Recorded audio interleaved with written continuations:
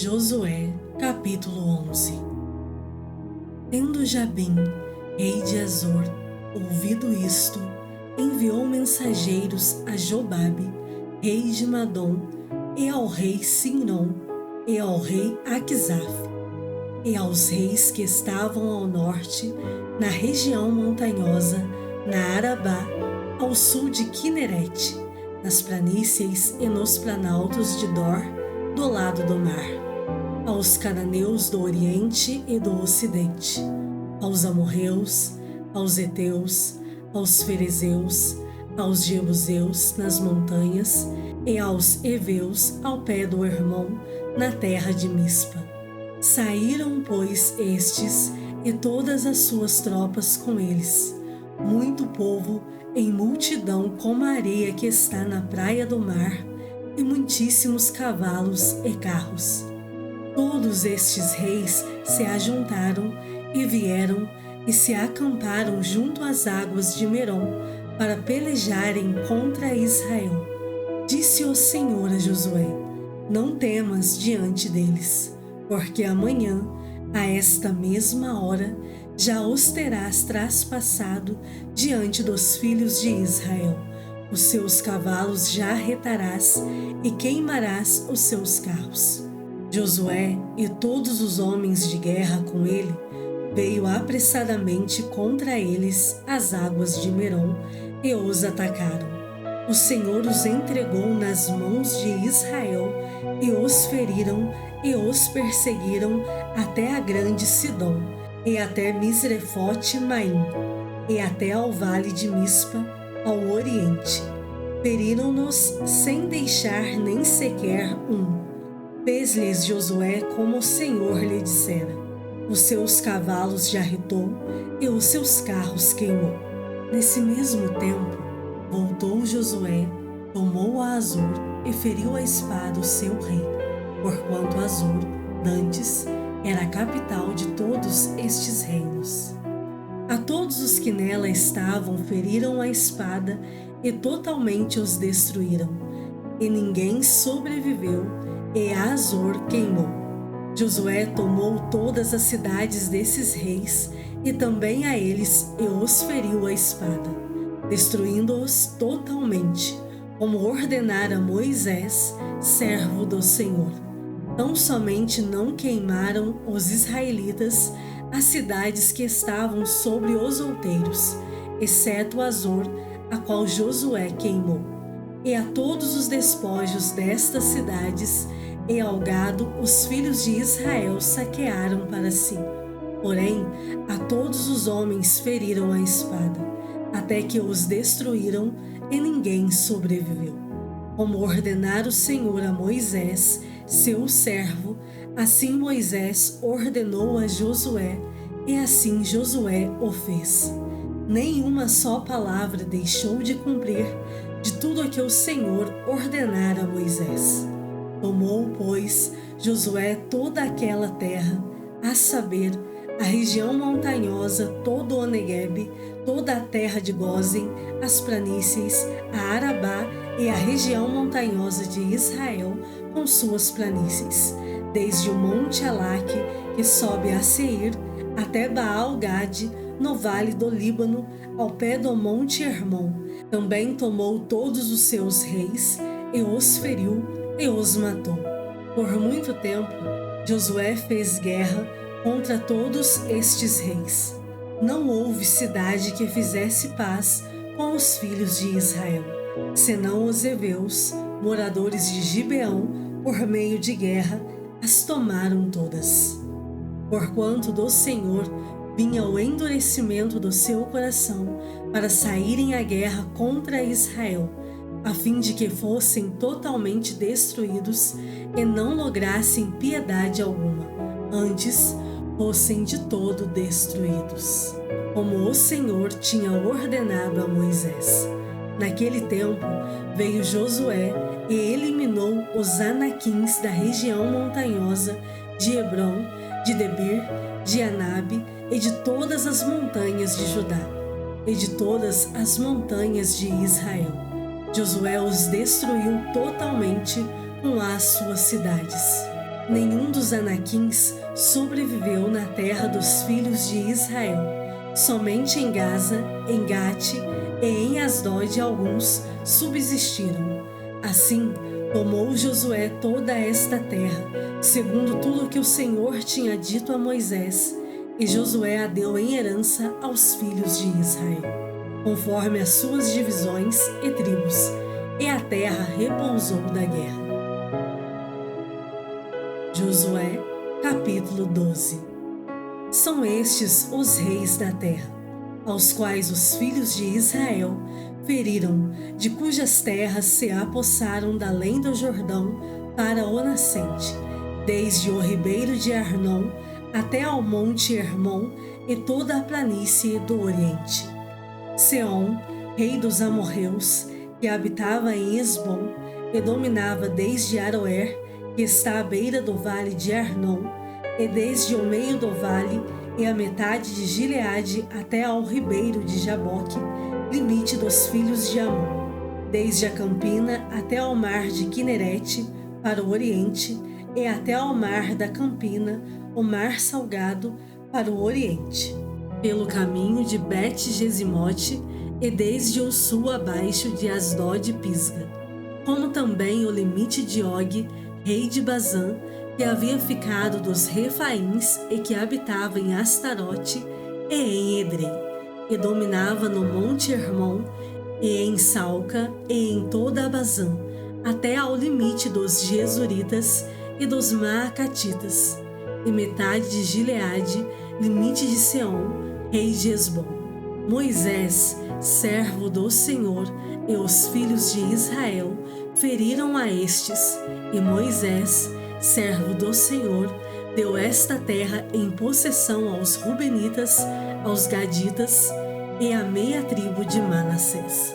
São estes os reis da terra, aos quais Josué e os filhos de Israel feriram daquém do Jordão para o ocidente, desde Baal-Gade, no vale do Líbano, até ao monte Alaque, que sobe a Seir, e cuja terra Josué deu em possessão às tribos de Israel, segundo as suas divisões, a saber, o que havia na região montanhosa, nas planícies, na Arabá, nas descidas das águas, no deserto e no Neguebe, onde estava o Eteu, o Amorreu, o Cananeu, o Ferezeu, o Eveu e o Jebuseu. O rei de Jericó, o de Ai, que está ao lado de Betel, outro, o rei de Jerusalém, outro, o rei de Hebron, outro, o rei de Jarmute, outro, o de Laquis, outro, o rei de Egron, outro, o de Gezer, outro, o rei de Debir, outro, o de Geder, outro, o rei de Orma, outro, o de Arade, outro, o rei de Libna, outro, o de Adulão, outro, o rei de Maquedá, outro, o de Betel, outro, o rei de Tapua, outro, o de Efer, outro, o rei de Afeca, outro, o de Lazarão, outro, o rei de Madom, outro, o de Azor, outro, o rei de Sirom-Merom, outro, o de Aquisaf, outro, o rei de Taanaque, outro, o de Megido, outro, o rei de Quedes, outro, o de Joquineão do Carmelo, outro, o rei de Dor, em Nafate-Dor, outro, o de Goim, em Gilgal, outro, o rei de Tirza, outro, ao todo 31 reis. Salmos, de número 102.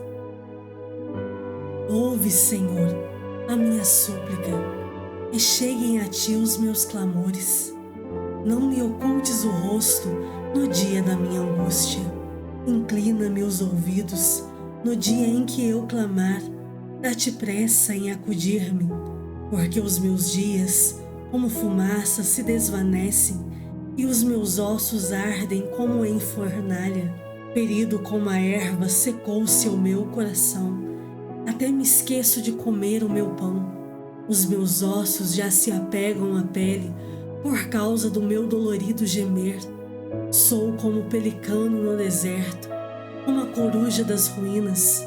Não durmo, e sou como o passarinho solitário nos telhados. Os meus inimigos me insultam a toda hora, furiosos contra mim, praguejam com o meu próprio nome. Por pão tenho comido cinza e misturado com lágrimas a minha bebida, por causa da tua indignação e da tua ira, porque me elevaste e depois me abateste. Como a sombra que declina, assim os meus dias, e eu me vou secando como a relva. Tu, porém, Senhor, permaneces para sempre, e a memória do teu nome de geração em geração. Levantar-te-ás e terás piedade de Sião. É tempo de te compadeceres dela, e já é vinda a sua hora, porque os teus servos amam até as pedras de Sião e se condoem do seu pó. Todas as nações temerão o nome do Senhor, e todos os reis da terra a sua glória, porque o Senhor edificou a Sião, apareceu na sua glória, atendeu a oração do desamparado e não lhe desdenhou as preces. Ficará isto registrado para a geração futura, e um povo que há de ser criado louvará ao Senhor, que o Senhor, do alto do seu santuário, desde os céus, baixou vistas à terra, para ouvir o gemido dos cativos e libertar os condenados à morte, a fim de que seja anunciado em Sião o nome do Senhor e o seu louvor em Jerusalém, quando se reunirem os povos e os reinos para servirem ao Senhor. Ele me abateu à força no caminho e me abreviou os dias. Dizia eu: Deus meu, não me leves na metade de minha vida, tu, cujos anos se estendem por todas as gerações. Em tempos remotos lançaste os fundamentos da terra, e os céus são obra das tuas mãos. Eles perecerão, mas tu permaneces. Todos eles envelhecerão como uma veste, como roupa os mudarás e serão mudados. Tu, porém, és sempre o mesmo, e os teus anos jamais terão fim. Os filhos dos teus servos habitarão seguros, e diante de ti se estabelecerá a sua descendência. Atos, capítulo 27. Quando foi decidido que navegássemos para a Itália, entregaram Paulo e alguns outros presos a um centurião chamado Júlio, da coorte imperial, embarcando num navio adramitino que estava de partida para costear a Ásia. Fizemo-nos ao mar, indo conosco Aristarco, macedônio de Tessalônica. No dia seguinte, chegamos a Sidom, e Júlio, tratando Paulo com humanidade, permitiu-lhe ir ver os amigos e obter assistência. Partindo dali, navegamos sob a proteção de Chipre, por serem contrários os ventos, e, tendo atravessado o mar ao longo da Cilícia e da Panfilha, chegamos a Mirra, na Lícia. Achando ali o centurião um navio de Alexandria que estava de partida para a Itália, nele nos fez embarcar. Navegando vagarosamente muitos dias, e tendo chegado com dificuldade defronte de Quinido, não nos sendo permitido prosseguir por causa do vento contrário, navegamos sob a proteção de Creta na altura de Salmona. Costeando-a penosamente, chegamos a um lugar chamado Bons Portos, perto do qual estava a cidade de Lazéia. Depois de muito tempo, tendo se tornado a navegação perigosa e já passado o tempo do dia do jejum, admoestava-os Paulo, dizendo-lhes: Senhores, vejo que a viagem vai ser trabalhosa, com dano e muito prejuízo, não só da carga e do navio, mas também da nossa vida.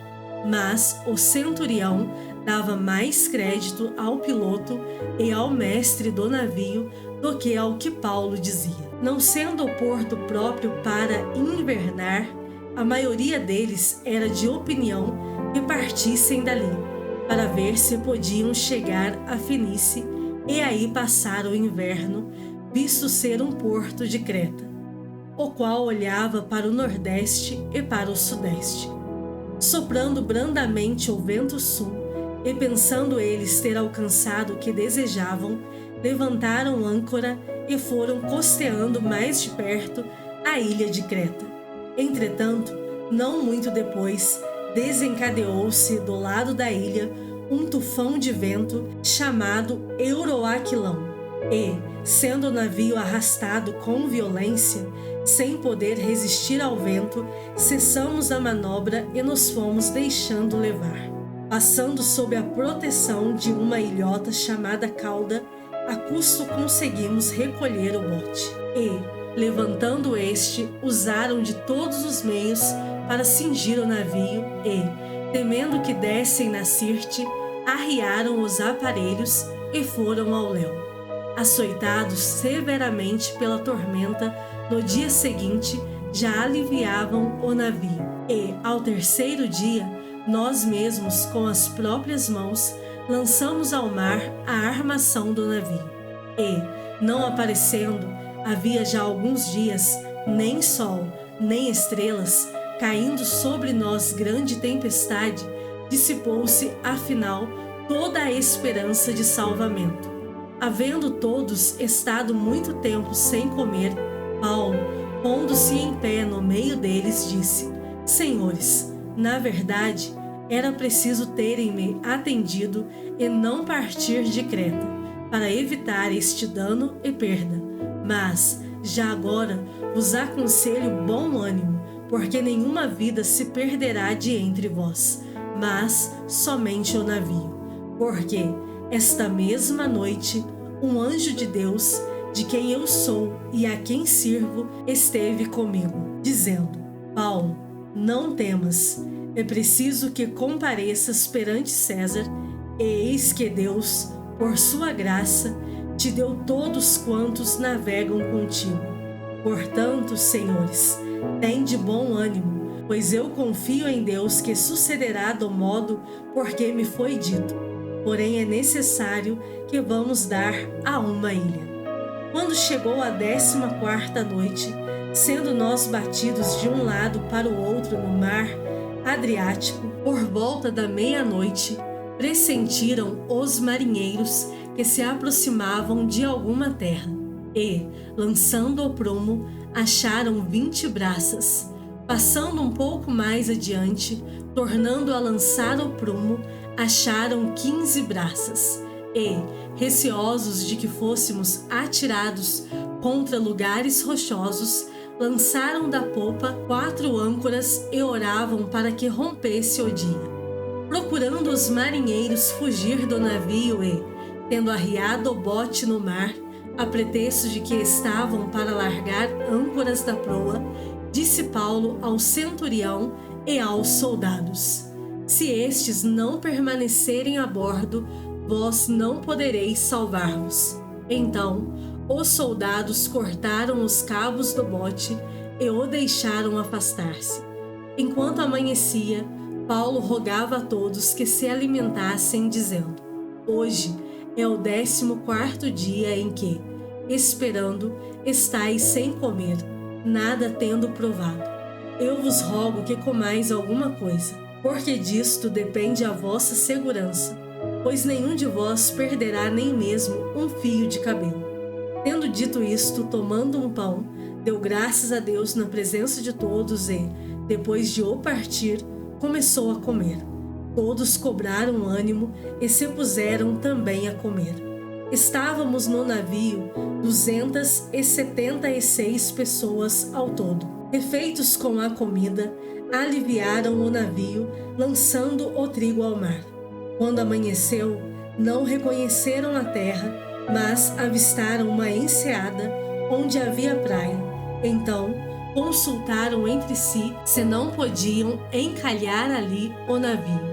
Levantando as âncoras, deixaram-no ir ao mar, largando também as amarras do leme, e, alçando a vela de proa ao vento, dirigiram-se para a praia. Dando, porém, num lugar onde duas correntes se encontravam, encalharam ali o navio. A proa encravou-se e ficou imóvel, mas a polpa se abria pela violência do mar. O parecer dos soldados era que matassem os presos, para que nenhum deles nadando fugisse. Mas o centurião, querendo salvar a Paulo, impediu-os de o fazer, e ordenou que os que soubessem nadar fossem os primeiros a lançar-se ao mar e alcançar a terra. Quanto aos demais, que se salvassem, uns em tábuas e outros em destroços do navio. E foi assim que todos se salvaram em terra.